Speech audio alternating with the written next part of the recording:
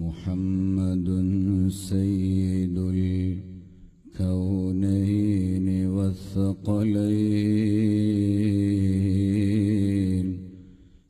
والفريقين من عرب ومن عجم نبينا الآمر الناهي فلا أحد أبر في قول لا منه ولا نأمي مولاي صل وسلم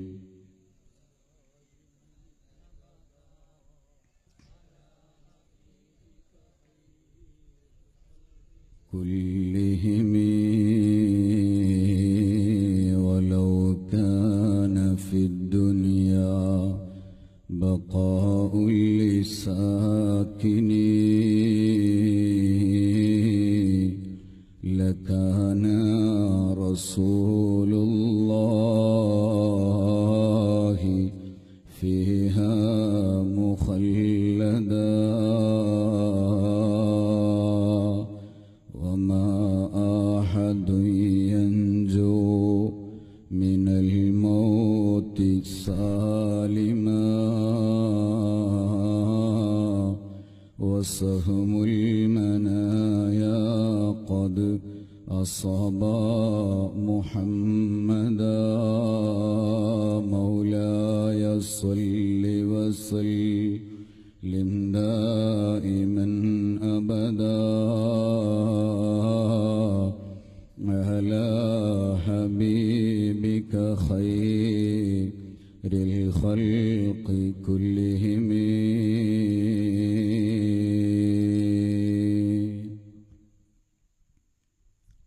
ഏറ്റവും ബഹുമാനാദരവുകൾ നിറഞ്ഞ പണ്ഡിതന്മാർ, ഉസ്താദുമാർ, വിശിഷ്ട വ്യക്തിത്വങ്ങൾ, ശബ്ദം ശ്രവിക്കുന്ന സഹോദരി സഹോദരന്മാർ, SSFന്റെയും SYSന്റെയും കർമ്മധീരരായ പ്രവർത്തകർ, അല്ലാഹു സുബ്ഹാനഹു വ തആല നാം ഈ ഒരുമിച്ച് കൂടിയത് അവൻ പൊരുത്തപ്പെടുന്ന അമലായി നമ്മിൽ നിന്ന് കബൂൽ ചെയ്യുമാറാകട്ടെ. നമ്മിൽ നിന്നും മരണപ്പെട്ടു പോയ നമ്മുടെ മാതാപിതാക്കൾ, ഉസ്താദുമാർ, ബന്ധുമിത്രാദികൾ, കൂട്ടുകുടുംബക്കാർ എല്ലാവരുടെയും ഖബറുകളിലേക്ക് അല്ലാഹു ഈ മജ്ലിസിന്റെ സവാബ് പൂർണ്ണമായ രൂപത്തിൽ എത്തിച്ചു കൊടുക്കുമാറാകട്ടെ. വല്ലവരും വല്ല അദാബും അനുഭവിക്കുന്നുണ്ടെങ്കിൽ അല്ലാഹു ഈ മജ്ലിസിന്റെ ബറക്കത്തുകൊണ്ട് എല്ലാം ദൂരീകരിച്ച് അവരുടെ ഖബറുകളിൽ വലിയ സമാധാനം നൽകുമാറാകട്ടെ. വിശിഷ്യ ഈ മജ്ലിസ് മഹാനായ സുൽത്താനുൽ ഹിന്ദ് ഖാജ മുഈനുദ്ദീനുൽ ചിശ്തിയിൽ അജ്മീരി ഖദ്ദസല്ലാഹു സിർറഹുൽ അസീസ് അവരുടെ പേരിലാണ്. അവിടുത്തെ ഹളറത്തിലേക്ക് അല്ലാഹു ഈ മജ്ലിസിനെ വളരെ സന്തോഷപൂർവ്വം കാണിച്ചു കൊടുക്കുമാറാകട്ടെ. അവരുടെ തിരുനോട്ടം ലഭിക്കുന്ന നല്ല ഒരു മജ്ലിസായി അല്ലാഹു ഈ മജ്ലിസിനെ നമ്മിൽ നിന്ന് ഖബൂൽ ചെയ്യുമാറാകട്ടെ എന്ന് ആമുഖമായി ദുആ ചെയ്യുകയാണ്. പ്രിയപ്പെട്ട സഹോദരന്മാരെ, നമ്മുടെ നാട്ടിൽ വളരെ ഊർജ്ജസ്വലതയോടുകൂടെ പ്രവർത്തിച്ചുകൊണ്ടിരിക്കുന്ന SYSന്റെയും SSFന്റെയും പ്രവർത്തകർ വർഷം തോറും നടത്തിവരുന്ന അജ്മീർ തങ്ങളവറുകളുടെ പേരിലുള്ള മജ്ലിസ്, അതിൻ്റെ ഈ വർഷത്തെ മജ്ലിസിലാണ് നാം ഇപ്പോൾ ഒരുമിച്ച് കൂടിയിരിക്കുന്നത്. ഇൻഷാ അല്ലാഹ് സുദീർഘമായി ഈ മജ്ലിസിൽ പ്രഭാഷണം നടത്തണമെന്ന് ഉദ്ദേശിക്കുന്നില്ല, അതിന് കഴിയുകയുമില്ല. ബഹുമാനപ്പെട്ട സയ്യിദ് അവറുകൾ നമുക്ക് ദുആ ചെയ്തു തരാൻ ഈ മജ്ലിസിൽ എത്തുന്നതുവരെ ഒരൽപ്പം ചില കാര്യങ്ങൾ മാത്രം ഉണർത്തിക്കൊണ്ട് ഇൻഷാ അല്ലാഹ് വിനീതൻ അവസാനിപ്പിക്കും. അല്ലാഹു തൗഫീഖ് നൽകുമാറാകട്ടെ. പ്രിയപ്പെട്ട സഹോദരന്മാരെ, മഹാനായ അതാഉർ റസൂൽ ഖാജ മുഈനുദ്ദീനുൽ ചിശ്തിയിൽ അജ്മീരി മഹാനവറുകളുടെ ജീവചരിത്രവും അവിടുന്ന് മദീനയിൽ വെച്ച് റസൂലുള്ളാഹി തങ്ങളുടെ സമ്മതത്തോടെ ഓർഡറോടുകൂടെ ഇന്ത്യ രാജ്യത്തേക്ക് വരാനുള്ള സാഹചര്യവും എല്ലാം ഇവിടെ വെച്ച് സ്വാഗത ഭാഷണത്തിലും അല്ലാതെയും ഉസ്താദുമാർ ഓർമ്മപ്പെടുത്തി. ഞാൻ ആ ഭാഗത്തേക്കൊന്നും കടന്ന് സംസാരിക്കാൻ ഉദ്ദേശിക്കുന്നില്ല. ഇൻഷാ അല്ലാഹ് ഒരു മനുഷ്യൻ, ആ മനുഷ്യനെ അല്ലാഹു തആല മഹാനാക്കുന്നത് അല്ലെങ്കിൽ മഹത്വം കൊടുക്കാനുള്ള ചില കാരണങ്ങളുണ്ട്. നാം എല്ലാവരും സാധാരണക്കാരായി ജനിച്ച് ഈ ലോകത്ത് ജീവിക്കുന്ന സമയത്തുള്ള പല പ്രവർത്തനങ്ങൾ കൊണ്ടും ഒരു മനുഷ്യനെ അല്ലാഹു തആല മഹാന്മാരുടെ പട്ടികയിലേക്ക് ഉയർത്താറുണ്ട്. ഉയർച്ചക്കുള്ള മഹത്വത്തിനുള്ള പല കാരണങ്ങളും ഉണ്ട്. ആ വിഷയത്തിലേക്ക് ചെറിയ ഒരു എത്തിനോട്ടം നടത്തി ഇൻഷാ അല്ലാഹ് അവസാനിപ്പിക്കും. മഹാനായ അജ്മീർ ഖാജ തങ്ങളവറുകൾ അല്ലാഹുവിന്റെ വലിയ മാത്രമല്ല സുൽത്താനുൽ ഹിന്ദ് എന്ന് അപരനാമത്തിൽ അറിയപ്പെടുന്ന ഗരീബ് നവാസ് എന്ന പാവങ്ങളുടെ അത്താണി എന്ന പേരിൽ അറിയപ്പെടുന്ന മഹാനായ അജ്മീർ തങ്ങൾ, അവിടുത്തെ പോലെയുള്ള മഹാരഥന്മാർ എങ്ങനെയാണ് ഇത്രത്തോളം വലിയ മഹത്വമുള്ള സ്ഥാനത്തേക്ക് എത്തിച്ചേർന്നത്, ആ വിഷയം മാത്രം ചെറിയ രൂപത്തിൽ ഉണർത്താനാണ് ഉദ്ദേശിക്കുന്നത്. പ്രിയപ്പെട്ട സഹോദരന്മാരെ, അല്ലാഹു സുബ്ഹാനഹു വ തആല പരിശുദ്ധമായ ഖുർആനിൽ പറയുന്നത് കാണാം, യർഫഇല്ലാഹു അല്ലദീന ആമനൂ മിൻകും വല്ലദീന ഊതുൽ ഇൽമ ദറജാത്ത്. അല്ലാഹു സുബ്ഹാനഹു വ തആല ഒരു മനുഷ്യന് ഉയർച്ച കൊടുക്കാൻ, അവന് മഹത്വം നൽകാനുള്ള ഏറ്റവും വലിയ ഒരു കാരണം അല്ലദീന ആമനൂ മിൻകും, നിങ്ങളിൽ നിന്ന് ഈമാനുള്ള ആളുകളാണോ എന്നാൽ അവർക്ക് അല്ലാഹു ഉയർച്ച കൊടുക്കുന്നതാണ്. ഈമാൻ ഉണ്ടാവുക എന്നതാണ് ഒരു മനുഷ്യന് ഈ ലോകത്തും ആഖിറത്തിലും അല്ലാഹു വലിയ ദറജ കൊടുക്കാനുള്ള കാരണം. അല്ലാഹുവിന്റെ മഹത്തായ തൗഫീഖ് കൊണ്ട് മുഅ്മിനീങ്ങളായി ജനിക്കാൻ അല്ലാഹു നമുക്ക് ഭാഗ്യം നൽകുകയാണ്. പ്രിയപ്പെട്ട സഹോദരന്മാരെ, നാമെല്ലാം ചിന്തിക്കേണ്ട ഒരു വിഷയമുണ്ട്. ലോകത്തിന്റെ നേതാവ് അഷ്റഫുൽ ഖൽഖ് മുഹമ്മദുർ റസൂലുള്ളാഹി, അഷ്റഫുൽ ഖൽഖ് മുഹമ്മദുർ റസൂലുള്ളാഹി സ്വല്ലല്ലാഹു അലൈഹി വസല്ലമ തങ്ങളെ നാം ആരും നേരിട്ട് ഇന്നേവരെ കണ്ടിട്ടില്ല. അവിടുത്തെ ഏതെങ്കിലും ഒരു വാക്ക് നേരിട്ട് കേൾക്കാനുള്ള ഭാഗ്യവും നമുക്ക് ലഭിച്ചിട്ടില്ല. എന്നിട്ട് പോലും അല്ലാഹു സുബ്ഹാനഹു വ തആല മുഅ്മിനായി ജനിക്കാനുള്ള ഭാഗ്യം നമുക്ക് ഓശാരമായി നൽകുകയാണ്.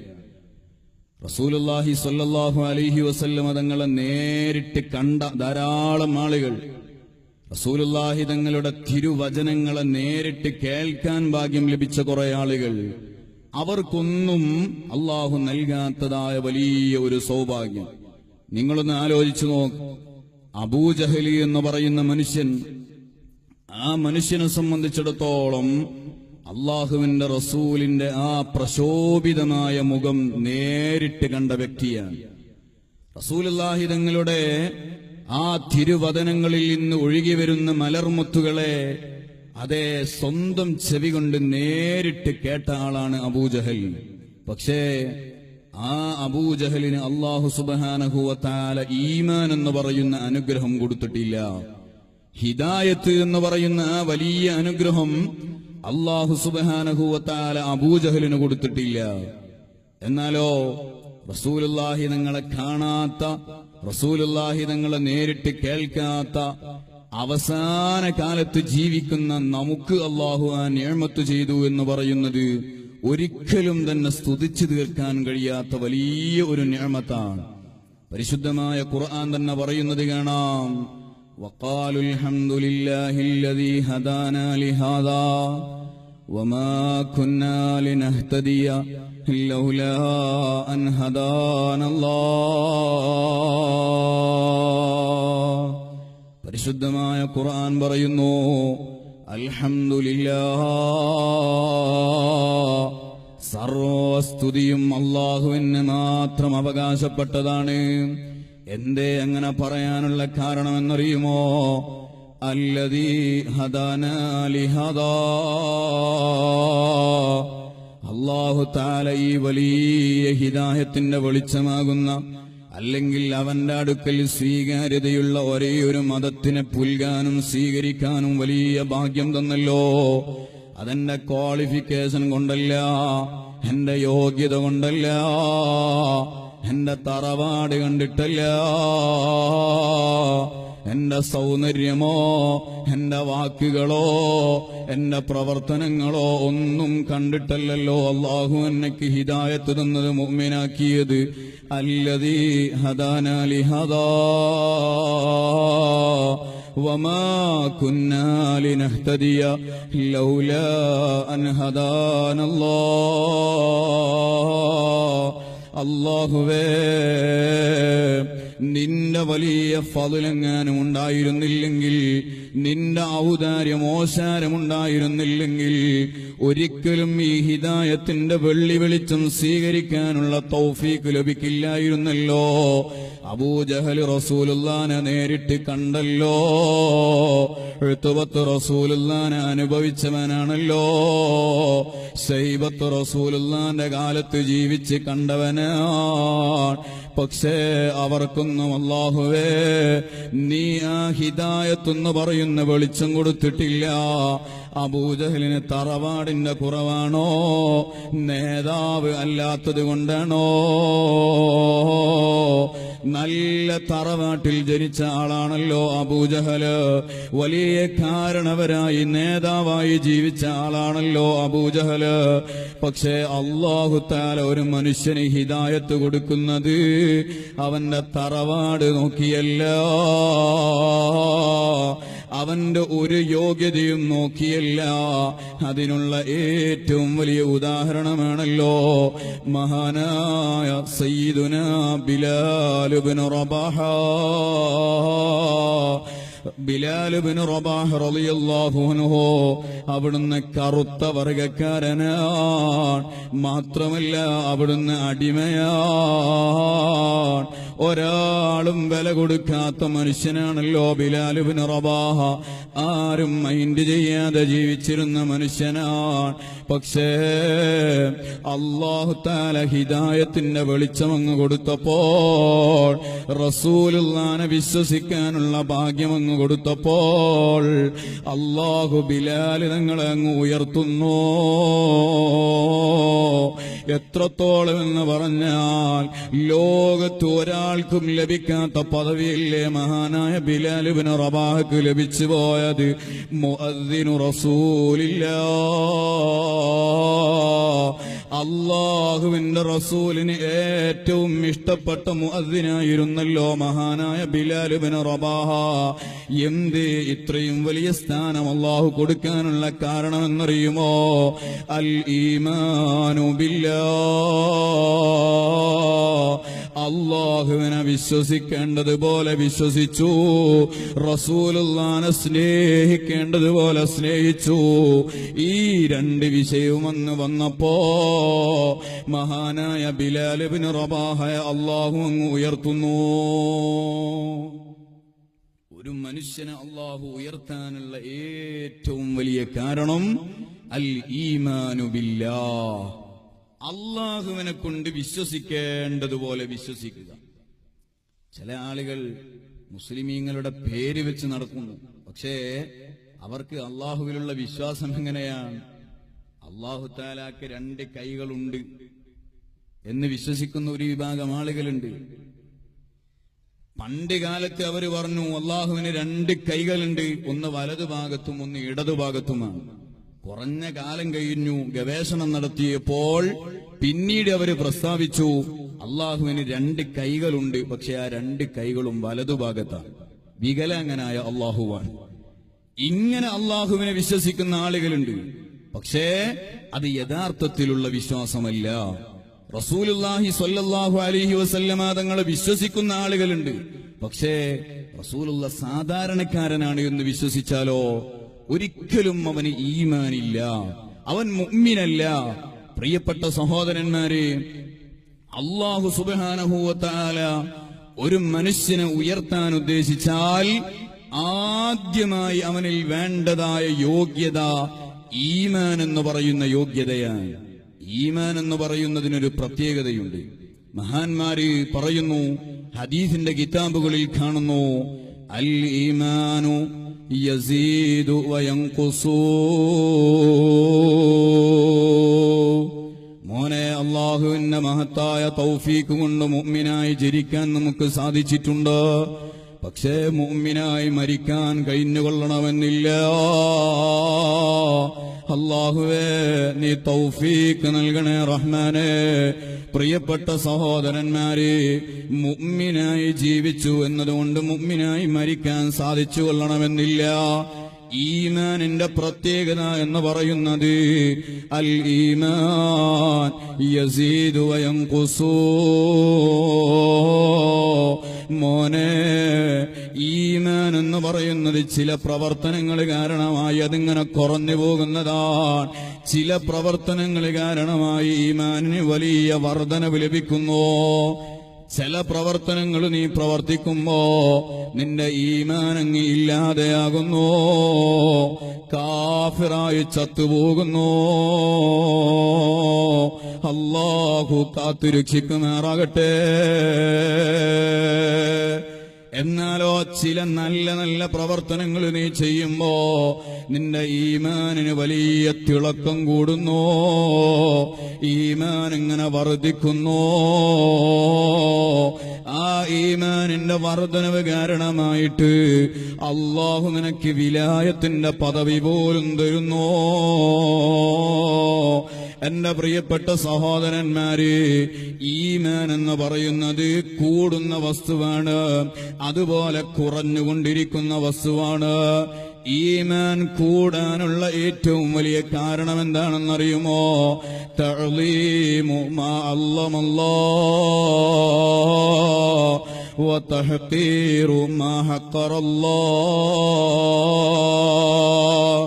ഒരു മനുഷ്യന്റെ ഈമാൻ മരണം വരെ നിലനിൽക്കാനുള്ള ഏറ്റവും വലിയ കാരണം, അല്ലെങ്കിൽ ഈമാനിന് വർധനവ് ലഭിക്കാനുള്ള കാരണം എന്താണെന്നറിയുമോ? തഅ്ലീമു മാ അല്ലമല്ലാഹ് വതഹ്ഖീറു മാ ഹഖറല്ലാഹ്. അല്ലാഹു തആല ബഹുമാനിച്ച ചില സ്ഥലങ്ങളുണ്ട്, അല്ലാഹു ബഹുമാനിച്ച ചില ആളുകളുണ്ട്, അല്ലാഹു ബഹുമാനിച്ച ചില സമയങ്ങളുണ്ട്, അല്ലാഹു ആദരവുകൾ ങ്ങളുണ്ട്. ആ ആളുകളെയും സമയത്തെയും സന്ദർഭത്തെയും നീ ഇങ്ങ് ബഹുമാനിക്കണം. അല്ല ബഹുമാനിച്ച ആളുകൾ ആരൊക്കെയാണോ മോനെ, അവരെ മുഴുവനും നീ ബഹുമാനിക്കേണ്ടതാണ്.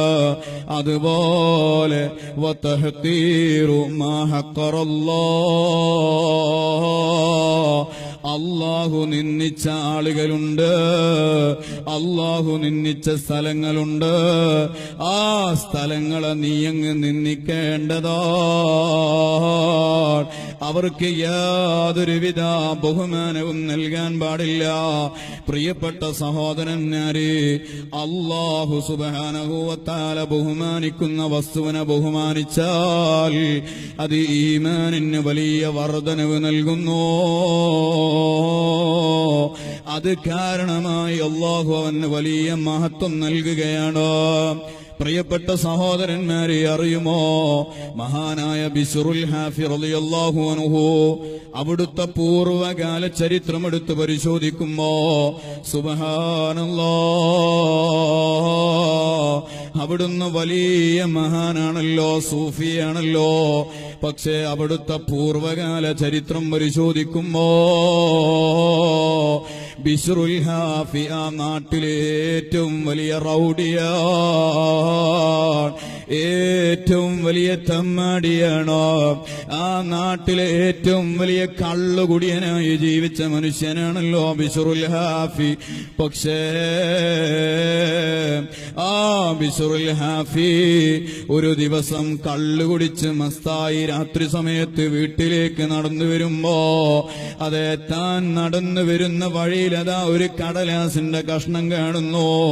ബിശ്റുൽ ഹാഫി മൈൻഡ് ചെയ്തില്ല. ബിസ്റുൽ ഹാഫി പരിഗണിച്ചില്ല.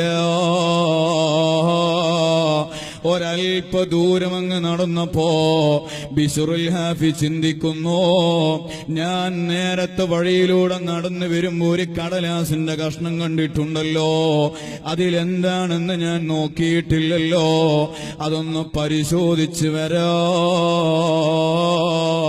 മഹാനായ ബിസ്റുൽ ഹാഫി, അതേ വലിയ ായി ജീവിച്ച ബിസ്റുൽ ഹാഫി, നാട്ടുകാർക്ക് മുഴുവനും ബിസ്റുൽ ഹാഫിയെ കാണുന്നത് തന്നെ പേടിയാണ്.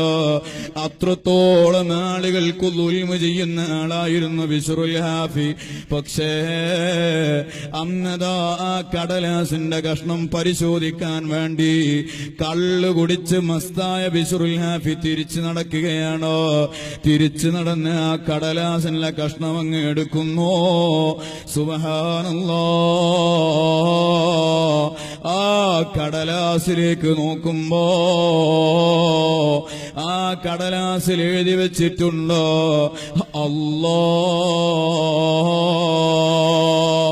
അള്ളാഹുവിന്റെ ജലാലിയത്തിന്റെ ഇസ്മായ അള്ളാഹ് എന്ന് പറയുന്നത് ആ കടലാസിൽ എഴുതി വെച്ചിട്ടുണ്ട്. ബിസ്റുൽ ഹാഫി ചിന്തിക്കുന്നു, അള്ളാഹുവേ, ഇത് നിന്റെ പേരാണല്ലോ, ഇത് ബഹുമാനിക്കപ്പെടേണ്ട നാമമാണല്ലോ. ഈ കടലാസിന്റെ കഷ്ണമെങ്ങാനും ഈ വഴിയിൽ ഉപേക്ഷിച്ചങ്ങ് പോയി കളഞ്ഞാൽ ഇതിലൂടെ ആളുകൾ നടന്നു പോകുമ്പോ ഇത് ചവിട്ടിയിട്ട് ഇതിന് അനാദരവ് സംഭവിക്കാലോ. കള്ളുകുടിയനായ ബിസ്റുൽ ഹാഫിയുടെ മനസ്സിൽ ഒരേ ഒരു നന്മ ആദ്യമായി തോന്നുന്നു.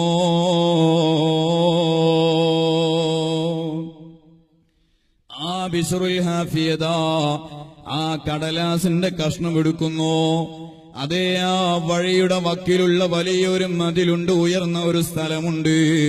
ആ സ്ഥലത്തേക്ക് അതിനെ അങ്ങ് എടുത്തു വെക്കുന്നു. ബിസ്റുൽ ഹാഫി ചിന്തിക്കുന്നു, ഇത് മുകളിലുള്ള സ്ഥലത്തേക്ക് കയറ്റി വെച്ചാൽ ആളുകൾ ചവിട്ടില്ലല്ലോ, അനാദരവ് വരില്ലല്ലോ. അങ്ങനെ മുകളിലേക്ക് കയറ്റിവെച്ച് വീണ്ടും ബിസ്റുൽ ഹാഫി അങ്ങ് നടക്കുകയാണ്. അല്പദൂരം നടന്നപ്പോ ബിസ്റുൽ ഹാഫി ചിന്തിക്കുന്നു, അല്ലാ, ആ വഴിയിൽ കിടന്നതായ നിന്റെ പേരുള്ളതായ കടലാസ് ഞാൻ ഒരു ഉയർന്ന സ്ഥലത്ത് വെച്ചിട്ടുണ്ട്. പക്ഷേ ഒരു കാറ്റങ്ങ് അടിച്ചാൽ അല്ലെങ്കിൽ മറ്റേതെങ്കിലും വിഷയങ്ങളുണ്ടായാൽ ആ മതിലിന്റെ മുകളിൽ നിന്ന് ആ കടലാസ് വീണ്ടും ഈ വഴിയിലേക്ക് തന്നെ പാറി വരാലോ, ആളുകൾ ചവിട്ടാലോ, വീണ്ടും അതിന്റെ മേൽ അനാദരവ് സംഭവിക്കുമല്ലോ. കള്ളുകുടിയനായ ബിസ്റുൽ ഹാഫി വീണ്ടും അങ്ങ് തിരിച്ചു നടക്കുന്നു.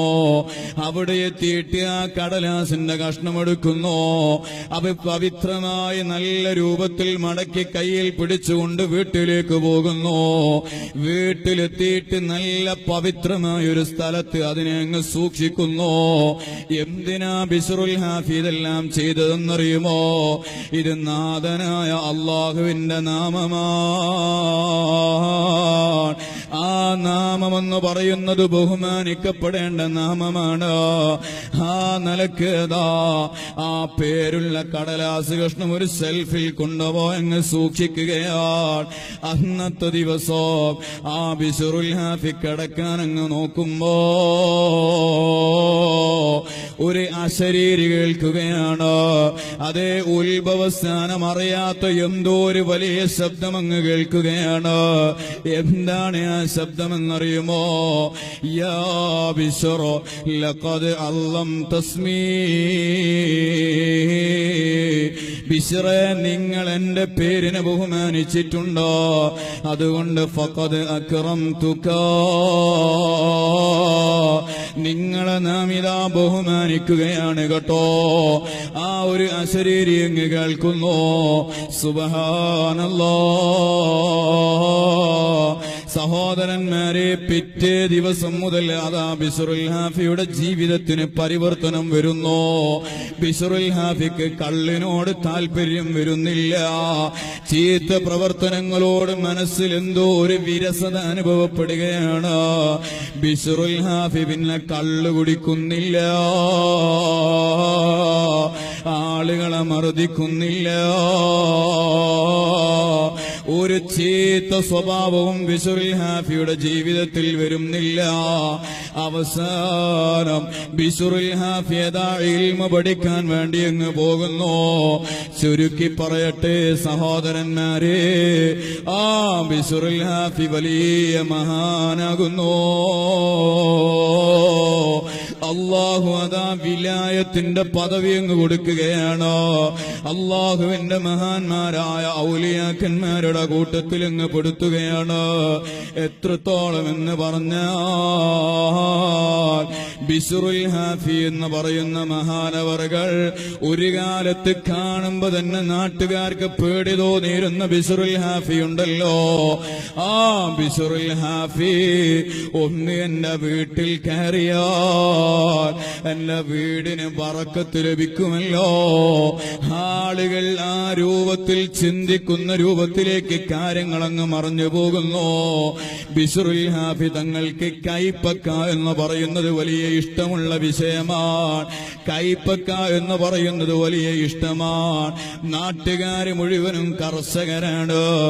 ഓരോ ദിവസവും അതാ മഹാനായ ബിശ്റുൽ ഹാഫിയുടെ അടുക്കൽ കർഷകന്മാരായ നാട്ടുകാര് ചെല്ലുന്നു. ഓരോ ദിവസവും അവരവരുടെ വീട്ടിലേക്ക് മഹാനവറുകളെ ക്ഷണിക്കുന്നു. ഒരു കർഷകനതാ മഹാനായ ബിശ്റുൽ ഹാഫി തന്റെ വീട്ടിലേക്ക് വരണമെന്ന് അടക്കി പിടിക്കാനാവാത്ത ആഗ്രഹം മുഖേന ആ ബിശ്റുൽ ഹാഫി തങ്ങളുടെ അടുക്കൽ ചെല്ലുന്നു, വീട്ടിലേക്ക് ക്ഷണിക്കുന്നു.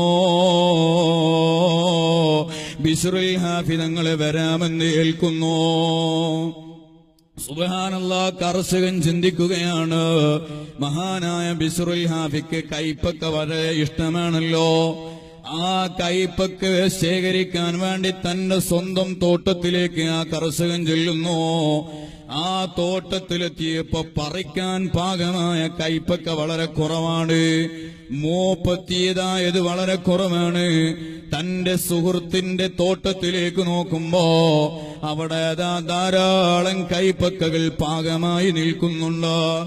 ആ സുഹൃത്തിനോട് പിന്നീട് സമ്മതം ചോദിക്കാമല്ലോ എന്ന് കരുതിയിട്ട് മഹാനായ ബിശ്റുൽ ഹാഫിയെ സൽക്കരിക്കാൻ വേണ്ടി കർഷകൻ തന്റെ സുഹൃത്തിന്റെ തോട്ടത്തിൽ നിന്ന് സമ്മതമില്ലാതെ കൈപ്പക്ക അങ്ങ് പറിക്കുന്നു. അങ്ങനെ അതുകൊണ്ടുപോയി പാകം ചെയ്യുന്നു. സുബ്ഹാനല്ലാഹ്, നേരമായപ്പോ ബിശ്റുൽ ഹാഫിയും ശിഷ്യന്മാരും വീട്ടിലേക്ക് കടന്നു വരുന്നു. ആ ഭക്ഷണത്തിന്റെ മുന്നിലങ്ങ് ഇരുന്നു. മഹാനായ ബിശ്റുൽ ഹാഫി അതേ പാകം ചെയ്ത കൈപ്പക്കയിൽ നിന്ന് ഒന്നങ്ങ് എടുക്കുകയാണ്. ഒരു കൈപ്പക്ക എടുത്തിട്ട് അവിടുന്ന് പറയുന്നു, ഹാദാ ഹലാൽ, ഇത് ഹലാലായ കൈപ്പക്കയാണ്.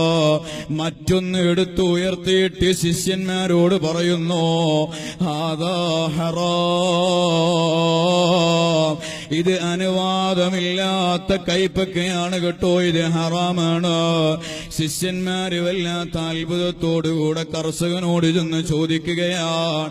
ആ സമയത്താണ് കർഷകൻ പറയുന്നത്, ഞാൻ എന്റെ സുഹൃത്തിന്റെ തോട്ടത്തിൽ നിന്ന് സമ്മതമില്ലാതെ പറിച്ചതാണ്. മോനെ,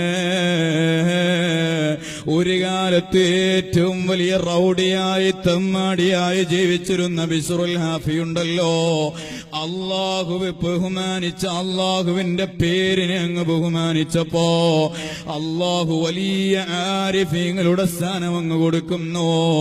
ഖുലൂബുൽ ആരിഫീന ലഹാ ഉയൂനോ തറാ മാ ലാ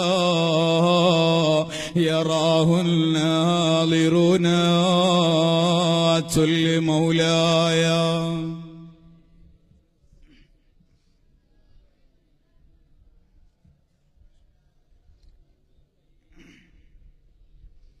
الخلق كلهم മഹാന്മാരായ ആളുകളുടെ പ്രത്യേകത എന്തെന്നാണെന്നറിയുമോ?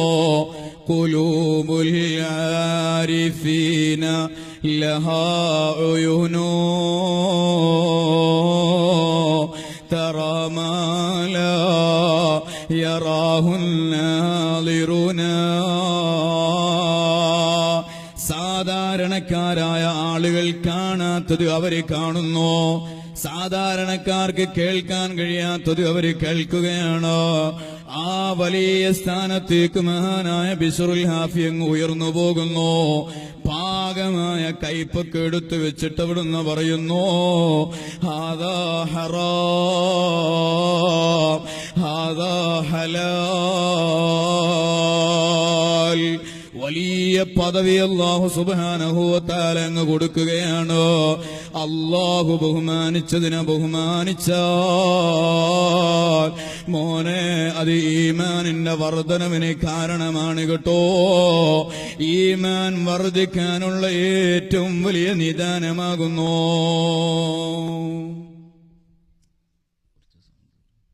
അല്ലാഹു ബഹുമാനിച്ചതിനെ ബഹുമാനിക്കുക എന്ന് പറഞ്ഞാൽ, പ്രിയപ്പെട്ട സഹോദരന്മാരെ, നമ്മുടെ വീടിന്റെ അകത്തളങ്ങളിൽ നിന്ന് നാം ആരംഭിക്കേണ്ട പരിവർത്തനങ്ങളാണ് ഇനി പറയേണ്ടത്.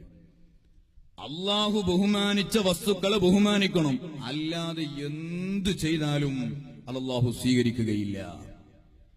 റസൂലുള്ളാഹി തങ്ങളെ നിന്ദിച്ചിട്ട് 1000 റകഅത്ത് നിസ്കരിച്ചാൽ അവന്റെ നിസ്കാരം വട്ടപൂജ്യമല്ലാതെ അല്ലാഹുവിന്റെ അടുക്കൽ കാര്യമുണ്ടാവുകയില്ല. ഇതേപോലെ അല്ലാഹു ബഹുമാനിച്ച ഏതൊക്കെ ആളുകളുണ്ടോ അവരെയൊക്കെ ആദരിക്കാതെ നാം എന്ത് ഇബാദത്ത് ചെയ്താലും അതിനൊന്നും അതിന്റെ ഫലം ലഭിക്കുകയില്ല. ഇത് പറയുമ്പോ ആദ്യമായി നാം ആലോചിക്കേണ്ട വിഷയം, എന്റെ പ്രിയപ്പെട്ട സഹോദരന്മാരെ, നമ്മുടെ വീട്ടിലുള്ള നമ്മെ നൊന്ത് പ്രസവിച്ച നമ്മുടെ ഉമ്മ, ആ ഉമ്മാനെ ബഹുമാനിക്കാതെ പ്രിയപ്പെട്ട SSFന്റെ പ്രവർത്തകരോട്, വീട്ടിൽ ഉമ്മാനോട് കസബിശ കൂടിയിട്ട് നാട്ടിൽ വലിയ പ്രവർത്തനം നടത്തിയതുകൊണ്ട് മോനെ അല്ലാഹു സ്വീകരിക്കൂല കേട്ടോ. ആദ്യമായി നാം ചെയ്യേണ്ടത് നമ്മുടെ ഉമ്മാനെ നന്നായി ബഹുമാനിക്കാൻ പഠിക്കണം. ഉമ്മാനെ നന്നായി ബഹുമാനിക്കണം. ഉമ്മമാരെ ബഹുമാനിക്കുന്നില്ലേ, അത് വല്ലാത്ത മുസീബത്ത് തന്നെയാണ്. എന്റെ പ്രിയപ്പെട്ട സഹോദരന്മാരെ, ഓരോ ചെറുപ്പക്കാരും ഈ സദസ്സിൽ വെച്ച് ആലോചിക്കേണ്ട വിഷയമാണ്. എന്നെ നൊന്ത് പ്രസവിച്ച എന്റെ ഉമ്മ, മോനെ, നമ്മുടെ സ്വന്തം ഉമ്മയെങ്ങാനും നാം കാരണമായിട്ട് കണ്ണിൽ നിന്ന് ഒരൊറ്റ കണ്ണുനീര് ഒഴിക്കേണ്ടി വന്നിട്ടുണ്ടെങ്കിൽ മോനെ, ഖസിറദ് ദുനിയാ വൽ ആഖിറ, ദുനിയാവും ആഖിറവും പരാജയപ്പെട്ടു പോകും. അല്ലാഹു കാത്തുരക്ഷിക്കുമാറാകട്ടെ. അല്ലാഹു കാത്തുരക്ഷിക്കുമാറാകട്ടെ. പ്രിയപ്പെട്ട സഹോദരന്മാരെ, അല്ലാഹു ബഹുമാനിച്ച ആളുകൾ, ആ ആളുകളിൽപ്പെട്ട നാമുമായി ഏറ്റവും അടുത്ത് ഇടപഴകുന്ന ഒരു വ്യക്തിയാണ് നമ്മുടെ മാതാവെന്ന് പറയുന്നത്. മോനെ, നമ്മുടെ മാതാവിനെ ബഹുമാനിക്കാതെ, നമ്മുടെ പിതാവിനെ ബഹുമാനിക്കാതെ ഏത് അമല് ചെയ്താലും അല്ലാഹു സ്വീകരിക്കുകയില്ല. സുബ്ഹാനല്ലാഹ്. ചെറുപ്പക്കാരായ ആളുകളോട് ഇന്ന് ഒരുപക്ഷെ ജീവിക്കുന്നത് വലിയ സ്റ്റാൻഡേർഡിലാണ്. വലിയ കമ്പനിയുടെ ഡയറക്ടറാണ്, മാനേജറാണ്, എക്സിക്യൂട്ടീവ് എഞ്ചിനീയറാണ്, ഡോക്ടറാണ്. പക്ഷേ നൊന്ത് പ്രസവിച്ച് നിന്റെ ഉമ്മയുണ്ടല്ലോ, ആ ഉമ്മ ഇന്ന് സാധാരണ സ്ത്രീയായി ജീവിക്കുന്ന ഉമ്മയാണ്. ഒരുപക്ഷെ നിന്റെ സ്റ്റാൻഡേർഡിന് ഒത്ത് ആ ഉമ്മാന്റെ ജീവിതം ഉയർന്നില്ല എന്ന് വരാം. പക്ഷേ ആ ഉമ്മയുണ്ടല്ലോ, നീ ഏത് വലിയ സ്ഥാനത്തെത്തിയാലും ആ ഉമ്മ നിന്റെ ഉമ്മ തന്നെയാണ്. അൽ ജന്നത്തു തഹ്ത അഖ്ദാമിൽ ഉമ്മഹാത്ത്. മോനെ, നിന്റെ ഉമ്മാന്റെ കാൽപാദത്തിന്റെ അടിയിലാണ് കേട്ടോ നിന്റെ സുവർഗമുള്ളത്. നീ കാരണമായിട്ട് നിന്റെ ഉമ്മ ഒരിറ്റ് കണ്ണുനീര് ഒഴുക്കേണ്ടി വന്നിട്ടുണ്ടോ? മോനെ, സമയം വൈകിക്കാതെ ആ ഉമ്മാന്റെ കാലൊന്ന് പിടിച്ച് മാപ്പ് പറഞ്ഞോ. ഉമ്മാന്റെ കാല് പിടിച്ച് യാചിച്ചോ മോനെ, അല്ലാതെ ഈമാനോടുകൂടെ മരിക്കാൻ സാധിക്കൂല. അതേത് പ്രവർത്തനമാണെങ്കിലും ശരി കേട്ടോ, ദീനുൽ ഇസ്ലാമിന്റെ പ്രവർത്തനമാണെങ്കിലും ശരി കേട്ടോ, ഉമ്മാന്റെ മനസ്സ് വേദനിപ്പിച്ച ആ പൊരുത്തമുണ്ടാകൂല. നമുക്ക് കിതാബിന്റെ ഏടുകൾ പരിശോധിക്കുമ്പോ കാണാം, ഒരു മഹാനായ മനുഷ്യനുണ്ട്. സുബ്ഹാനല്ലാഹ്, ഓരോ വർഷവും ഹജ്ജിന്റെ സമയം വരുമ്പോ ആ മഹാനവറുകൾക്ക് ഹജ്ജ് ചെയ്യാൻ വലിയ ആഗ്രഹമാണ്. റസൂലുള്ളാഹി സ്വല്ലല്ലാഹു അലൈഹി വസല്ലമ തങ്ങൾ ജനിച്ച മണ്ണുണ്ടല്ലോ, ആ മക്കയിലൂടെ ഒന്ന് നടക്കാൻ വല്ലാത്ത ആഗ്രഹമാണ്. റസൂലുള്ള മുത്തിയ ഹജറുൽ അസ്വദ് മുത്താൻ വലിയ പൂതിയാണ്. സഫാ മർവകൾക്കിടയിൽ സഈ ചെയ്യാൻ വല്ലാത്ത പൂതിയുണ്ട്. ഓരോ വർഷവും ഹജ്ജിന്റെ സമയമാകുമ്പോ ആ മഹാനവറുകളുടെ ഉമ്മയോട് സമ്മതം ചോദിക്കുന്നു. ഉമ്മ, എനിക്ക് ഹജ്ജിന് പോകാൻ വല്ലാത്ത ആഗ്രഹമുണ്ട്, ത്വവാഫ് ചെയ്യാൻ വല്ലാത്ത, ഞാനൊന്ന് ഹജ്ജിന് പോയിക്കോട്ടെ. ആ സമയത്ത് ആ ഉമ്മ പറയുന്നു, മോനെ, നീ ഹജ്ജിന് പോകുന്നത് എനിക്ക് സന്തോഷമാണ്. പക്ഷേ മോനെ, നീ അങ്ങ് ഈ സ്ഥലത്തു നിന്ന് ഹജ്ജിന് പോയി കഴിഞ്ഞാൽ എനിക്ക് നീയല്ലാതെ ഒരാള് അഭയമില്ലല്ലോ. ആകെ എന്നെ സംരക്ഷിക്കാനുള്ള ഒരേ ഒരു മകൻ നീയാണല്ലോ. നീ എങ്ങാനും ഹജ്ജിന് പോയാൽ എനിക്ക് അഭയം തരാൻ ആരുമില്ല, എന്നെ സംരക്ഷിക്കാൻ ആരുമില്ല. അതുകൊണ്ട് മോനെ, ഈ വർഷം നീ ഹജ്ജിന് പോകണ്ട എന്ന് പറയുന്നു. അങ്ങനെ ഓരോ വർഷവും ഹജ്ജിന്റെ സമയമാകുമ്പോ ഈ മകൻ ഉമ്മാനോട് സമ്മതം ചോദിക്കുന്നു. പക്ഷേ ഉമ്മ സമ്മതം കൊടുക്കുന്നില്ല. അവസാനം അതാ മനസ്സിന്റെ ഉള്ളിലുള്ള തീഷ്ണമായ കത്തിജ്വലിക്കുന്ന ആഗ്രഹം കൊണ്ട് സ്വന്തം ഉമ്മാന്റെ സമ്മതം നോക്കാതെ ആ മനുഷ്യനതാ ഹജ്ജിന് വേണ്ടി വീട്ടിൽ നിന്ന് ഒളിച്ചോടുകയാണ്. രാത്രി സമയത്ത് വാർദ്ധക്യ സഹജമായി കിടക്കുന്ന ഉമ്മയോട് സമ്മതം ചോദിക്കാതെ ആ ഉമ്മ കാണാതെ വീട്ടിൽ നിന്ന് ഇറങ്ങിയങ്ങ് പോകുന്നു. നേരം പുലർന്നു കഴിഞ്ഞപ്പോ ആ വയസ്സായ ഉമ്മ എഴുന്നേറ്റ് മോനെ വിളിക്കുകയാണ്. കാണാനില്ല. ഉമ്മാക്ക് മനസ്സ് വല്ലാതെ വേദനിച്ചു പോകുന്നു. ആ ഉമ്മയതാ എല്ലാ സ്ഥലത്തും പരതുന്നു, പക്ഷേ ഏക മകനെ കാണാനില്ല. ആ സമയത്ത് ഉമ്മ മനസ്സിലാക്കുന്നു, എന്റെ മകൻ എന്നോട് സമ്മതം ചോദിക്കാതെ ഹജ്ജ് ചെയ്യാൻ പോയതാണ്, ത്വവാഫ് ചെയ്യാൻ വേണ്ടി പോയതാണ്.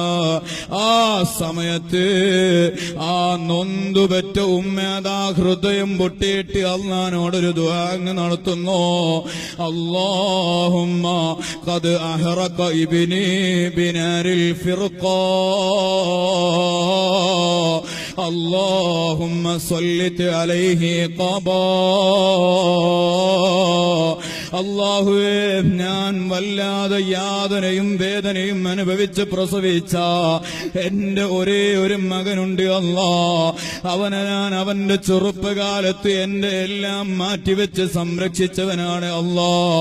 എനിക്ക് വാർദ്ധക്യം ബാധിച്ചപ്പോ എന്നെ സംരക്ഷിക്കാതെ, എന്നോട് സമ്മതം ചോദിക്കാതെ കഅബം തവാഫ് ചെയ്യാൻ പോയിരിക്കുന്നു. അല്ലാഹുമ്മ സല്ലിത് അലൈഹി ഖബാ. അല്ലാഹുവേ, എന്റെ മകനെ നീ കഠോരമായി ശിക്ഷിക്കണേ അല്ലാ. ഉമ്മാന്റെ സമ്മതമില്ലാതെ പോയതിനുള്ള തക്കതായ ശിക്ഷ നീ കാണിച്ചു കൊടുക്കണേ അല്ലാ. ആ ഉമ്മയതാ അതേ ഹൃദയം പൊട്ടിയങ്ങ് ദുആ ചെയ്യുന്നു. മോനെ പരിശുദ്ധമായ ഇസ്ലാമിൽ മൂന്ന് സ്ഥലങ്ങളുണ്ട് കേട്ടോ. മൂന്ന് കാര്യങ്ങളുണ്ട്. ആ 3 വിഷയങ്ങളിലേക്ക് വെറുതെ ഒരു മനുഷ്യൻ നോക്കി നിന്നാലും അതിന് വലിയ പുണ്യമാണ്. ഒന്നാമത്തത് ഏതാണെന്നറിയുമോ? പരിശുദ്ധ കഅബാലയത്തിന്റെ മുന്നിൽ പോയിരുന്നു കൊണ്ട് ആ കറുത്ത കൊല്ല കൊണ്ട് പുതച്ചതായ കഅബാലയത്തിലെ കൺകുളിർക്കം നോക്കി നിന്നാൽ മോനെ അത് വലിയ പുണ്യമാണ്. വെറുതെ നോക്കി നിന്നാലും പുണ്യമാണ്. അതുപോലെ പരിശുദ്ധമായ ഖുർആൻ തുറന്നു വെച്ച് വെറുതെ നോക്കി നിന്നാൽ പുണ്യമാണ്. അതുപോലെ നിന്നെ പ്രസവിച്ചതിന്റെ ഉമ്മയുണ്ടല്ലോ, ആ ഉമ്മാന്റെ മുഖം കാണാൻ എത്ര ചന്തമില്ലെങ്കിലും ശരി, ഭംഗിയില്ലെങ്കിലും ശരി, ആ ഉമ്മാന്റെ മുഖത്തേക്ക് നീ വെറുതെ നോക്കി നിന്നാലും അല്ലാഹു വലിയ പുണ്യം തരുന്നു. ആ ഉമ്മയെങ്ങാനും നിനക്ക് വേണ്ടി ഒരു ദുആ നടത്തിക്കളഞ്ഞാൽ അത് നല്ലതിനു വേണ്ടിയാവട്ടെ ചീത്തയാവട്ടെ അല്ലാഹു നിർബന്ധമായും സ്വീകരിക്കുന്ന ദുആ ആണ് കേട്ടോ. സ്വന്തം ഉമ്മാന്റെ ദുആ. ആ ഉമ്മയങ്ങ് ദുആ ചെയ്യുന്നു, അല്ലാഹുമ്മ സല്ലിത് അലൈഹി ഖബാ.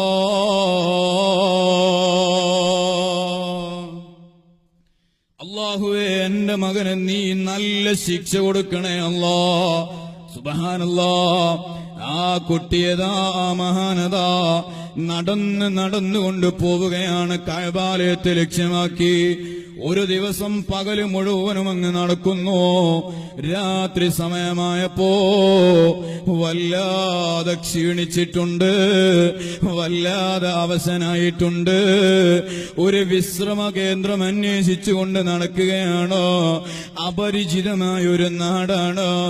സുബ്ഹാനല്ലാഹ്. ധാരാളം അന്വേഷിച്ചപ്പോൾ അവിടെ ഒരു പള്ളി കാണുന്നു. ആ പള്ളിയിൽ രാത്രി വിശ്രമിക്കാമെന്ന് കരുതിയിട്ട് ആ പള്ളിയിലേക്ക് കയറുന്നു. വുളു എടുത്തുകൊണ്ട് നിസ്കാരം അങ്ങ് ആരംഭിക്കുകയാണ്. സുബ്ഹാനല്ലാഹ്. മോനെ, അല്ലാഹുവിനോട് ഉമ്മ ദുആ ചെയ്ത ദുആ ഉണ്ടല്ലോ, അത് പ്രതിഫലിക്കാൻ തുടങ്ങുന്നു. അതേ, ആ മനുഷ്യന് പള്ളിയിൽ വെച്ച് നിസ്കാരം അങ്ങ് ആരംഭിച്ചപ്പോ ആ നാട്ടിലേതാ ഏതോ ഒരു വീട്ടിൽ ഒരു കള്ളൻ കയറുന്നു.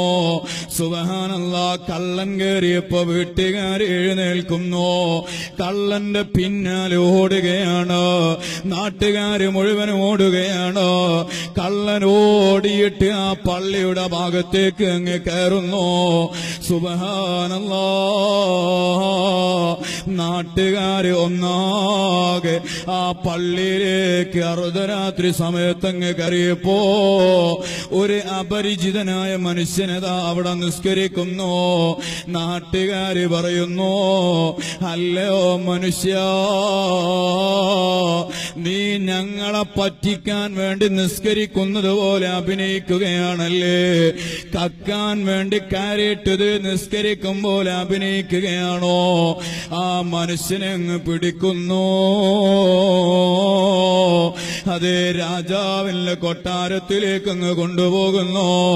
രാജാവിനോട് വിഷയം അങ്ങ് അവതരിച്ചപ്പോ രാജാവ് പറയുന്നു, ഞാൻ ഈ രാജ്യം ഭരിക്കാൻ തുടങ്ങിയിട്ട് കാലം കുറേയായി. ഇന്നേ വരെ എന്റെ ഭരണകാലഘട്ടത്തിൽ ഒരു കളവ് ഈ രാജ്യത്ത് റിപ്പോർട്ട് ചെയ്യപ്പെട്ടിട്ടില്ല. ഇതാദ്യത്തെ കളവാണ്. ഇത് അവസാനത്തെ കളവാവേണ്ടതുണ്ട്. അതുകൊണ്ട് ഈ ആളെ മാതൃകാപരമായി ശിക്ഷിക്കേണ്ടതാണ്. രാജാവിന്റെ ഓർഡർ വരുന്നു.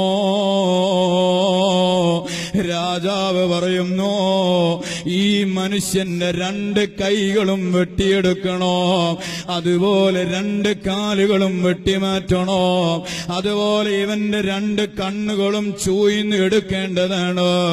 സുബ്ഹാനല്ലാഹ്. രാജകൽപ്പന വന്നപ്പോ സൈന്യാധിപന്മാരെ കൊണ്ടുപോകുന്നു, കാലുകൾ വെട്ടുന്നു, കൈകൾ ഛേദിക്കുന്നു, അവന്റെ കണ്ണുകൾ ചോയ്ന്ന് എടുക്കുകയാണ്. എല്ലാം കഴിഞ്ഞപ്പോ രാജാവ് പറയുന്നു, ഈ രാജ്യത്തെ ആളുകൾ ഏറ്റവും കൂടുന്ന ടൗണിലേക്ക് ഇവനെ കൊണ്ടുപോകണം. ആളുകൾ ഏറ്റവും കൂടുതൽ ഉണ്ടാകുന്ന സമയത്ത് ഇവനെ ആളുകൾക്ക് പ്രദർശിപ്പിക്കണം. എന്നിട്ട് നാട്ടുകാരോട് വിളിച്ചു പറയണോ, ഹാദാ ജസാഉസ് സാരിഖീൻ, കള്ളന്മാർക്കുള്ള കൂലി ഇതാണ് കേട്ടോ. ഈ നാട്ടിൽ വെച്ച് ആരെങ്കിലും കളവ് നടത്തിയാൽ അവനുള്ള ശിക്ഷ ഇതാണ് കേട്ടോ. ഈ വിഷയം നാട്ടുകാരോട് പറഞ്ഞു കൊടുക്കണോ. അങ്ങനെ രാജാവിന്റെ സൈന്യാധിപന്മാർ ആ മനുഷ്യനെ ടൗണിലേക്ക് കൊണ്ടുപോകുന്നു. ആളുകൾ കൂടുമ്പോ ഇവര് വിളിച്ചു പറയുന്നു, ഹാദാ ജസാഉസ് സാരിഖീൻ, ഈ നാട്ടിൽ വെച്ച് കളവ് നടത്തിയ കള്ളന്മാരുടെ ശിക്ഷ ഇതാണ് കേട്ടോ. ആ സമയത്ത് ഈ മഹാനവറുകൾ പറയുന്നു, ലാ തഖൂലൂ ഹകദാ, അല്ലയോ സോദരാ, അങ്ങനെ പറയല്ല. കള്ളനുള്ള ശിക്ഷയാണെന്ന് നിങ്ങൾ പറയല്ല, മറിച്ചോ ഹാദാ ജസാഉ മൻ ഖസദ തവാഫ ബിഗൈരി ഇദ്നി ഉമ്മിഹി, സ്വന്തം ഉമ്മാന്റെ സമ്മതമില്ലാതെ തവാഫിന് പുറപ്പെട്ടവനുള്ള ശിക്ഷയാണെന്ന് പറഞ്ഞോളൂ. അതാണ് ഇതിന്റെ യാഥാർത്ഥ്യം. രാജാവ് വിഷയം അന്വേഷിക്കുന്നു. ഉണ്ടായ സംഭവങ്ങൾ മുഴുവനും അങ്ങ് പറയുന്നു. ആ രാജാവ് ചോദിക്കുന്നു, നിന്റെ വീട് എവിടെയാ? അടയാളങ്ങൾ മുഴുവനും അങ്ങ് പറഞ്ഞു കൊടുക്കുന്നു. രാജാവ് സൈന്യാധിപന്മാരോട് ഈ മനുഷ്യൻ പറഞ്ഞ അടയാളങ്ങൾ വെച്ചുകൊണ്ടുള്ള വീട്ടിന്റെ മുന്നിൽ കൊണ്ടിടാൻ പറയുന്നു. അങ്ങനെ അതാ സൈന്യങ്ങളെ ആ മനുഷ്യന്റെ വീട്ടിന്റെ മുന്നിൽ കൊണ്ടുപോയി അങ്ങ് വെക്കുന്നു. ഈ മനുഷ്യനെ അറിയില്ല ഇത് സ്വന്തം വീടാണെന്ന വിവരം പോലും അറിയില്ല. കാരണം കാണാൻ കാഴ്ചയില്ലല്ലോ. ധാരാളം സമയം അവിടെ അങ്ങ് നിൽക്കുമ്പോ വല്ലാതെ വിശക്കാൻ തുടങ്ങുന്നു. ആ മനുഷ്യനതാ അവിടുന്ന് വിളിച്ചു പറയുന്നു, അന മുസാഫിറുൻ ജാഇഉൽ ഫാതിംനി, ഞാൻ വല്ലാതെ വിശക്കുന്നതായ ഒരു യാത്രക്കാരനാ, എനിക്ക് വല്ലതും തരണേ, എനിക്ക് ഭക്ഷിക്കാൻ വല്ലതും തരണമെന്ന് പറയുന്നു. സുബ്ഹാനല്ലാഹ്, അതേ വാർദ്ധക്യം ബാധിച്ച ഉമ്മയുണ്ടല്ലോ, അല്ലാഹനെ പേടിക്കുന്ന ഉമ്മയാ. ആ ഉമ്മേതാ ഒരു പുരുഷന്റെ ശബ്ദം കേട്ടപ്പോ റൂമിൽ നിന്ന് പറയുന്നു, നിങ്ങളെ അന്യപുരുഷനാണല്ലോ, ഇവിടെ പുരുഷന്മാരെ ആരുമില്ല, എനിക്ക് ഒരേ ഒരു മകനെ ഉണ്ടായിരുന്നുള്ളൂ, അവൻ എന്നോട് സമ്മതം ചോദിക്കാതെ ത്വവാഫ് ചെയ്യാൻ പോയതാണ്, നിങ്ങൾക്ക് ഞാൻ എങ്ങനെ ഭക്ഷണം തരാനാ, നിങ്ങളൊന്ന് ഇങ്ങോട്ട് നടന്നു വരുമോ? നിങ്ങൾ നടന്നു വന്നാൽ മറയുടെ പിന്നിൽ നിന്ന് നിങ്ങൾക്ക് ഭക്ഷണം തരാലോ. ആ സമയത്ത് ഈ മഹാനവറുകൾ പറയുന്നു, മാലി മിൻ റിജ്ലി, ഓ ഉമ്മ, എനിക്ക് നടന്നു വരാൻ കഴിയൂല, കാരണം എനിക്ക് രണ്ട് കാലുകളില്ല. ഉമ്മ പറയുന്നു, എന്നാ നിങ്ങളുടെ കൈകളൊന്ന് നീട്ടുമോ? ആ സമയത്ത് മനുഷ്യൻ പറയുന്നു, ഉമ്മ മാലിമിയതേ, എനിക്ക് രണ്ട് കൈകളും ഇല്ല ഉമ്മ, നീട്ടാൻ കൈകളില്ല. ആ സമയത്താണ് ഉമ്മ പറയുന്നത്, പിന്നെ എങ്ങനെ നിങ്ങൾക്ക് ഭക്ഷണം തരാനാണ്? ഞാൻ നിങ്ങളുടെ മുന്നിലേക്ക് വന്നാൽ നിങ്ങൾ എന്നെ കാണൂലേ? അത് ഹറാമല്ലേ? ആ സമയത്ത് ആ മകൻ പറയുന്നു, ഉമ്മ മാലേ മിൻ ഐനൈൻ.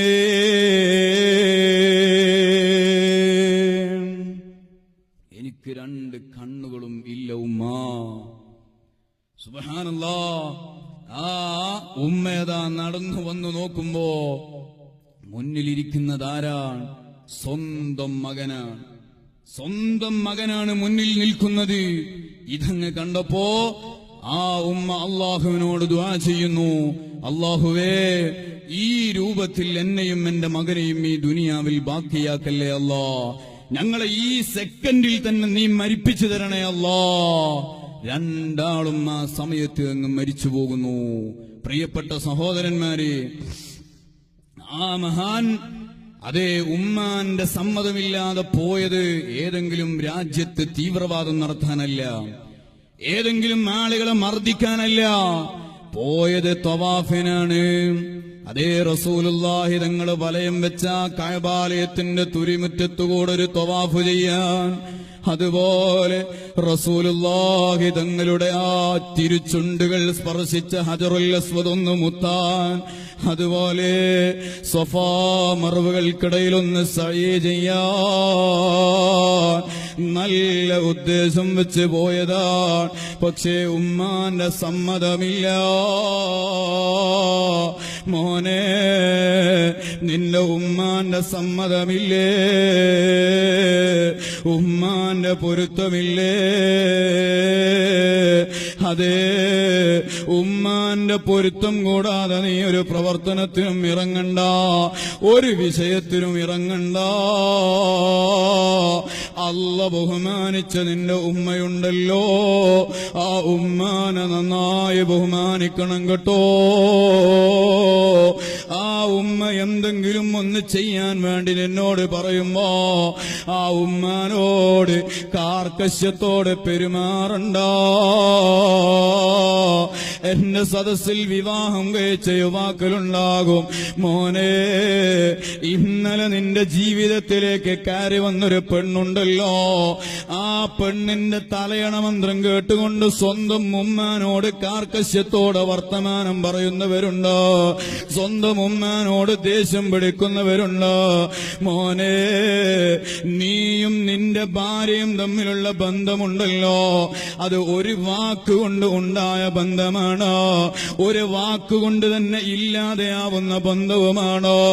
അതേ, പെണ്ണിന്റെ ഉപ്പ വന്ന് സവ്വജ്തുക എന്ന് പറഞ്ഞപ്പോഴാണ് നീയും അവളും ബന്ധമുണ്ടായത്.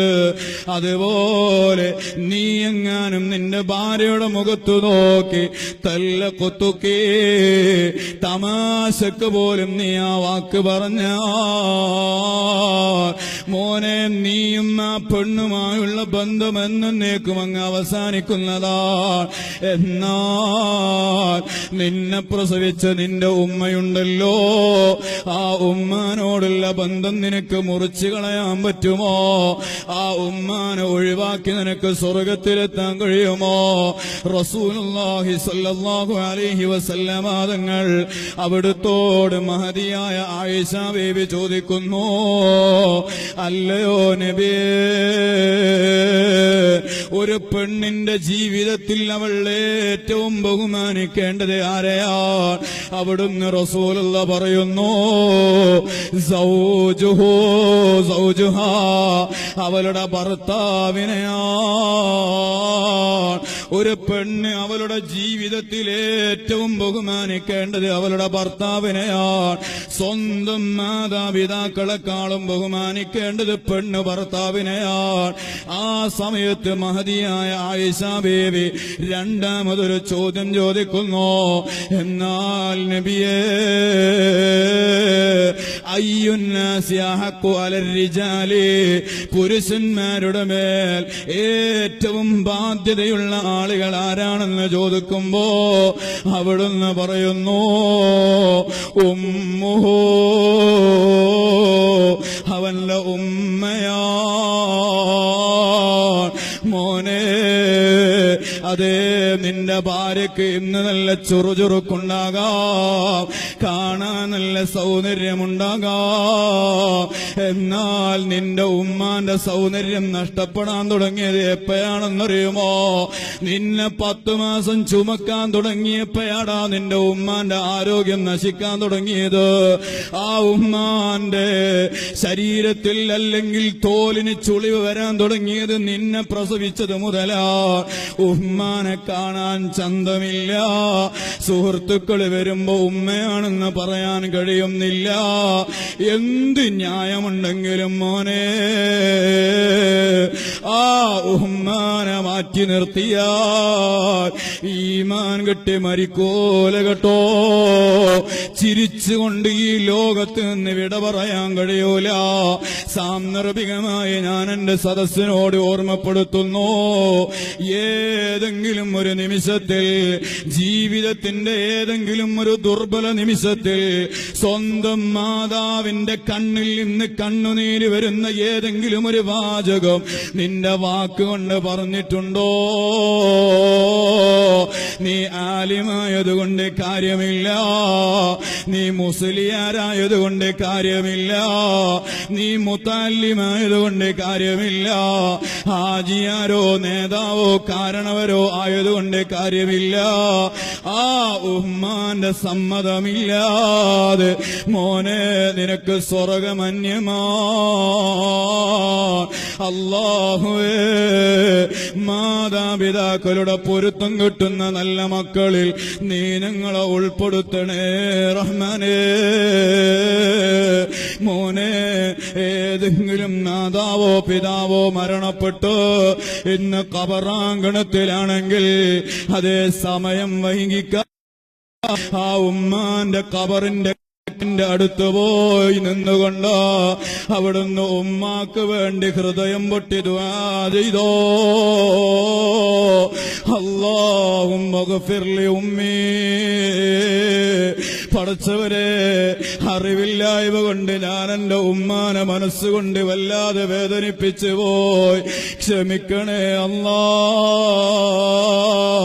ഉമ്മാക്ക് വേണ്ടി നന്നായ ഖബറിന്റെ ചാരത്ത് നിന്ന് ഇസ്തിഗ്ഫാർ നടത്തിക്കോ. അല്ലാതെ ഈമാനോടുകൂടി മരിക്കാൻ കഴിയുമെന്ന് കരുതണ്ട. ഒന്നാമതായി ഒരു മനുഷ്യന് അള്ളാഹു കൊടുക്കുന്ന സൗഭാഗ്യങ്ങളിൽ വെച്ച് മാഹാത്മ്യത്തിന്റെ നിദാനമായി കൊടുക്കുന്നത് അൽ ഈമാനു ബില്ലാഹ്.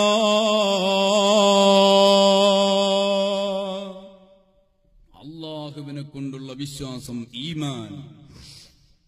ആ ഈമാനില്ലാത്ത ആളുകൾ ഒരിക്കലും തന്നെ മഹാന്മാരാവുകയില്ല. നിങ്ങളൊന്ന് ആലോചിച്ചു നോക്കൂ സഹോദരന്മാരെ, നമ്മുടെ നാട്ടിലുണ്ടോ എന്നറിയില്ല, ചില താടി വെച്ച് ഡ്യൂപ്ലിക്കേറ്റ് താടി വെച്ച് നടക്കുന്ന ചില തെമ്മാടികൾ നമ്മുടെ രാജ്യത്തുണ്ട്. ഞാൻ അങ്ങനെ തന്നെ പറയുകയാണ്. ചില ഫാസിക്കീങ്ങളുടെ കൂട്ടത്തിൽ ഒന്നാമത് കിതാബുകൾക്ക് എണ്ണുന്നത് ബിദ്അത്താണ്. ഡ്യൂപ്ലിക്കേറ്റ് താടിയും വെച്ച് നടക്കുന്ന ചില തെമ്മാടികൾ. ആ ആളുകളുടെ അടുക്കൽ ഏതെങ്കിലും ഒരാൾ ദുആ ചെയ്യിപ്പിക്കാൻ പോകുന്നത് നിങ്ങൾ കണ്ടിട്ടുണ്ടോ? നമ്മൾ മുസ്ലിയാക്കന്മാരെ ആലിമീങ്ങൾ കൂടി ഒരു സദസ്സ് നടത്തിയാൽ ആളുകൾ മുഴുവനും ലിസ്റ്റുകൾ തരലാണ്, ഉസ്താദേ ദുആ ചെയ്യണം, ദുആ ചെയ്യണം, ദുആ ചെയ്യണം. എന്നാൽ ബിദ്അത്തുകാരുടെ മജ്ലിസ് നടത്തുമ്പോ ഏതെങ്കിലും ഒരാൾ ദുആ ചെയ്യിപ്പിക്കുന്നത് നിങ്ങൾ കണ്ടിട്ടുണ്ടോ? ഒരിക്കലും ഉണ്ടാവൂല. കാരണം ഈമാനുള്ള ആളുകളാണോ അവരിലേക്ക് അള്ളാഹു ആളുകളെ എത്തിച്ചു കൊടുക്കും. അല്ലാത്തവര് ഒരിക്കലും തന്നെ അവർക്കൊന്നിനും കഴിയുന്നില്ല. ഈമാൻ ഉണ്ടാവുക അതിന്റെ ഏറ്റവും വലിയ നിദാനമാണ് ഞാൻ ഇവിടെ പറഞ്ഞത്. അല്ലാഹു ബഹുമാനിച്ചവരെ ബഹുമാനിക്കണം, അള്ളാഹു നിന്ദിച്ചവരെ നിന്ദിക്കേണ്ടതാണ്. അല്ലാഹു ബഹുമാനിച്ചവരിൽ നാമുമായി ഏറ്റവും ബന്ധപ്പെട്ട് കിടക്കുന്ന ഒരാളാണ് നമ്മുടെ ഉമ്മ. ആ ഉമ്മാനെ ബഹുമാനിക്കേണ്ടതുപോലെ ബഹുമാനിച്ചാൽ മോനെ അള്ളാഹു വലിയ പദവികൾ തരും കേട്ടോ. മഹാനായ ഉവൈസുൽ ഖർനി റളിയല്ലാഹു അൻഹു റസൂലുള്ളാഹി തങ്ങളുടെ കാലഘട്ടത്തിൽ ജീവിച്ചിട്ടുണ്ട്. പക്ഷെ റസൂലുള്ളാഹിനെ കാണാൻ കഴിഞ്ഞിട്ടില്ല. റസൂലുള്ളാഹിന്റെ കാലഘട്ടത്തിൽ ജീവിച്ച മഹാനാണ്. എന്തുകൊണ്ടാ കാണാൻ കഴിയാതിരുന്നത്? ഉമ്മാനെ പരിചരിച്ചുകൊണ്ട് ജീവിച്ചതാ. റസൂലുള്ളാഹി തങ്ങൾ ഉമർ ഇബ്നുൽ ഖത്താബ് തങ്ങളോട് പറഞ്ഞു, ഉമറേ, ഉവൈസ് എന്ന് പറയുന്ന ഒരു മനുഷ്യനുണ്ട് കേട്ടോ, കണ്ടാൽ ദുആ ചെയ്യിപ്പിക്കണേ. അത്രയും വലിയ മഹത്വം അള്ളാഹു അങ്ങ് കൊടുക്കുകയാണ് ഉവൈസുൽ ഖർനി റളിയല്ലാഹു അൻഹുവിന്. എന്തുകൊണ്ടാണ്? ഉമ്മയെ പരിചരിച്ചുകൊണ്ട് ജീവിച്ചപ്പോ ദുആ ചെയ്യിപ്പിക്കാൻ ഇജാബത്തിന്റെ അഹ്ലുകാരനായി അള്ളാഹു അങ്ങ് ഉയർത്തുന്നു. ആരാ ഉമർ ഇബ്നുൽ ഖത്താബിനോട് പറയുന്നത്? ലോകത്തിന്റെ നേതാവ് പറയുന്നു, ഉമറേ, ഉവൈസ് എന്ന് പറയുന്നൊരു മഹാനുണ്ട് കേട്ടോ, ആ മഹാനെ കണ്ടാൽ നിങ്ങൾ ദുആ ചെയ്യിപ്പിക്കണേ. റസൂലുള്ളാഹിനെ കണ്ട ഉമർ ഇബ്നുൽ ഖത്താബിനോട് പറയുകയാണ്, കാണാത്ത ഉവൈസുൽ ഖർനിയെ കണ്ടാ ദുആ ചെയ്യിപ്പിക്കണോ? എന്തേ കാരണം? സ്വന്തം ഉമ്മാനെ പരിചരിച്ചതാണ്. ഉഹുദ് യുദ്ധത്തിൽ റസൂലുള്ളാഹി തങ്ങളുടെ ഒരു പല്ല് ഷഹീദായി എന്നറിഞ്ഞപ്പോ വായയിലുള്ള എല്ലാ പല്ലും കുത്തിയങ്ങ് അടർത്തിക്കളഞ്ഞ നേതാവാണ് മഹാനായ ഉവൈസുൽ ഖർനി റളിയല്ലാഹു അൻഹു.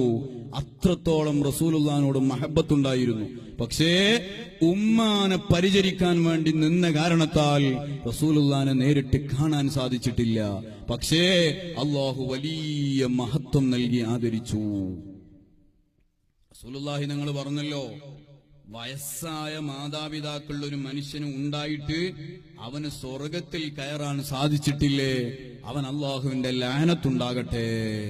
റസൂലുള്ള മിമ്പറിന്റെ മുകളിലേക്ക് കയറുമ്പോ 3 സ്റ്റെപ്പിലും കയറുമ്പോ ആമീൻ ആമീൻ ആമീൻ എന്ന് പറഞ്ഞ് കയറി.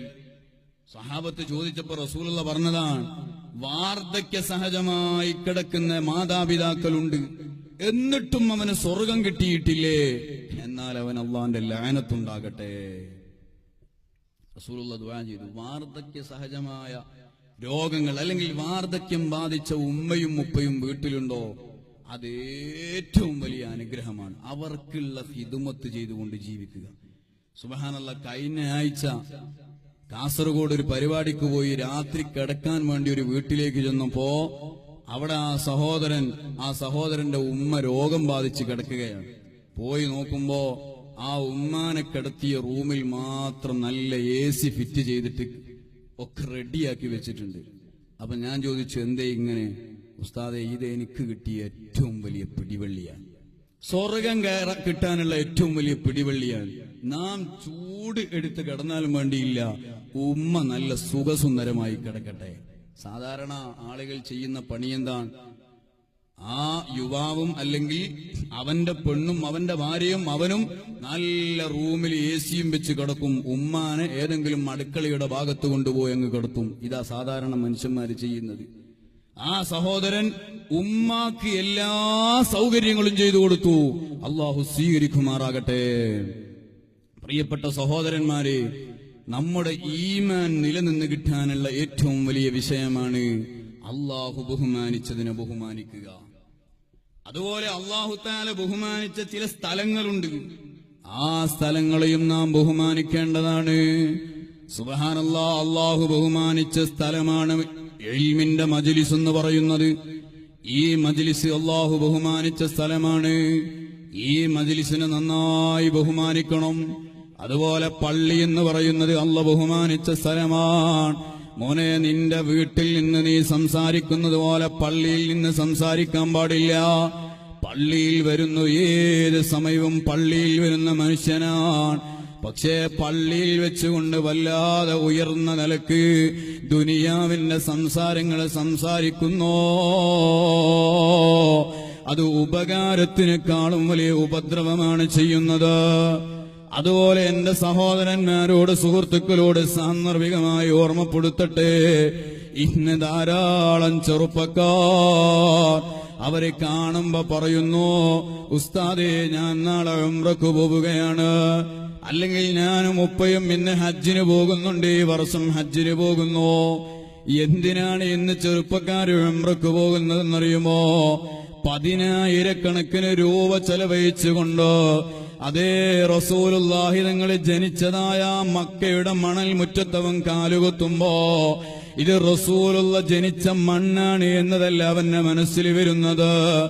ആദ്യമായി ചെറുപ്പക്കാരൻ എന്ന് ചെയ്യുന്ന പണി എന്താണെന്നറിയുമോ?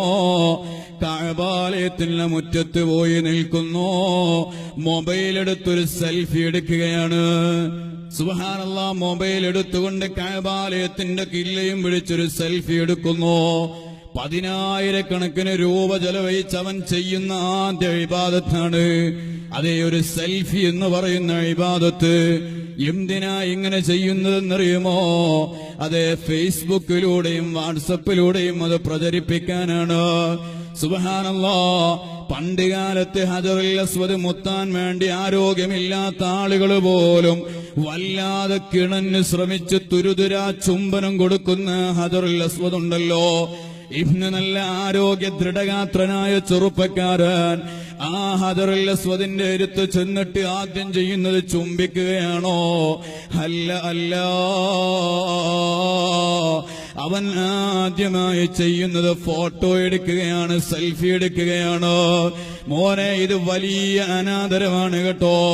ഒരുപക്ഷെ നിനക്കതിന്റെ ഗൗരവം മനസ്സിലാവുന്നില്ല. അതുപോലെ മദീന മുനവ്വറയുണ്ടല്ലോ, റസൂലുള്ളാഹി തങ്ങൾ കിടക്കുന്ന റൗളാ ശരീഫിന്റെ ചാരത്ത് പോയി റസൂലുള്ള കിടക്കുന്ന ഭാഗത്തേക്ക് തന്റെ പിൻഭാഗം തിരിച്ച് നിന്നുകൊണ്ട് അവിടുന്ന് ഫോട്ടോ എടുക്കുന്ന ആളുകളില്ലേ?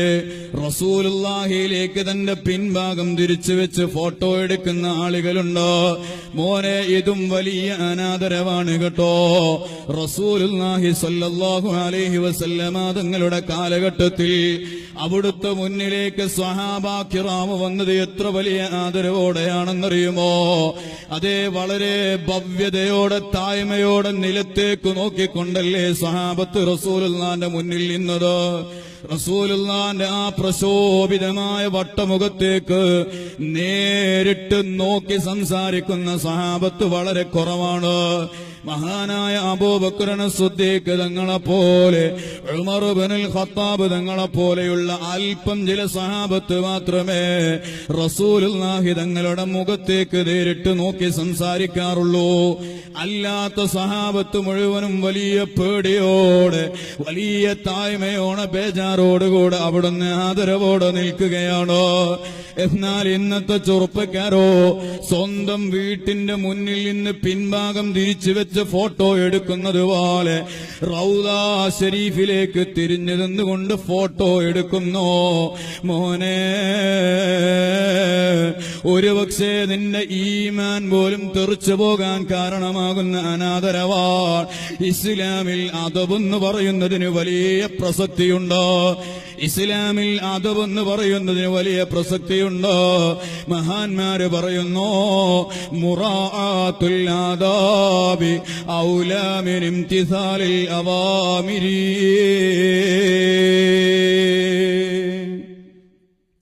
ഒരു കൽപ്പന അനുസരിക്കുന്നതിനേക്കാളും ഇസ്ലാം മുൻതൂക്കം കൊടുക്കുന്നത് അദബ് പാലിക്കുന്നതിനാണ്.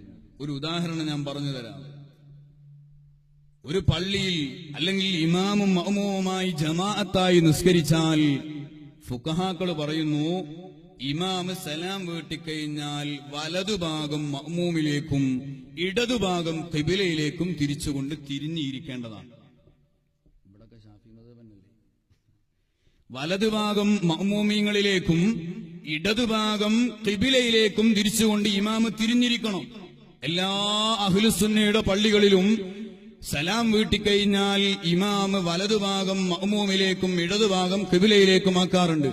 എന്നാൽ ആ വിഷയം ചർച്ച ചെയ്യുന്ന സ്ഥലത്ത് ഫുഖഹാവ് പറയുന്നു, എന്നാൽ ഈ ഇമാമ് മസ്ജിദുൻ നബവിയുടെ മിഹ്റാബിലാണെങ്കിലോ, റസൂലുള്ളാഹി തങ്ങളുടെ പള്ളിയിൽ വെച്ച് നിസ്കരിക്കുമ്പോ ഇമാമ് എല്ലാ പള്ളിയിലും വലതുഭാഗം മഅ്മൂമിങ്ങളിലേക്ക് തിരിച്ചിരിക്കുന്നത് പോലെ തിരിച്ചിരിക്കാൻ പാടില്ല. മറിച്ചോ റസൂലുള്ളാഹി തങ്ങളുടെ പള്ളിയിലാണെങ്കിൽ വലതുഭാഗം ഖിബിലയിലേക്കും ഇടതുഭാഗം മഅ്മൂമിങ്ങളിലേക്കുമാക്കിയാണ് ഇരിക്കേണ്ടത്. എന്തേ റസൂലുള്ളാന്റെ പള്ളിയിൽ നേരെ ഓപ്പോസിറ്റും മറ്റു പള്ളികളിലൊക്കെ വേറൊരു കോലത്തിലുമായത്? എന്തേ കാരണം? എല്ലാ പള്ളികളിലും നാം ഇന്ന് ചെയ്യുന്നത് പോലെ വലതുഭാഗം മഅ്മൂമിലേക്കും ഇടതുഭാഗം ഖിബിലയിലേക്കും തിരിച്ച് മസ്ജിദുൻ നബവിയിൽ വെച്ച് ഇരുന്നാൽ ഇമാമിന്റെ പിൻഭാഗത്താണ് റസൂലുള്ളാന്റെ റൗള ഷരീഫ് വരുന്നത്. പിൻഭാഗത്ത് റസൂലുള്ള വന്നുപോയി. അപ്പൊ അവിടെ ഫുഖഹാവ് പറയുന്നു, മോനെ, ഇവിടെ അദബാണ് കേട്ടോ പരിഗണിക്കേണ്ടത്. അതുകൊണ്ട് നീ എന്ത് ചെയ്തോ, വലതുഭാഗം ഖിബിലയിലേക്കാക്കിക്കോ, ഇടതുഭാഗം മഅ്മൂമീങ്ങളിലേക്ക് തിരിച്ചു വെച്ചോ. അങ്ങനെയാകുമ്പോ ഇമാമിന്റെ മുൻഭാഗത്താണ് റസൂലുള്ളാഹി തങ്ങൾ വരുന്നത്. ഫുഖഹാ പഠിപ്പിച്ച മസ്അലയാണ് ഇത്. വെറും ദുആന്റെ അവസരത്തിൽ മാത്രം നോക്കേണ്ട വിഷയമല്ല. ദുആഇന്റെ അവസരത്തിൽ പോലും റസൂലുള്ളാഹി തങ്ങളിലേക്ക് നിന്റെ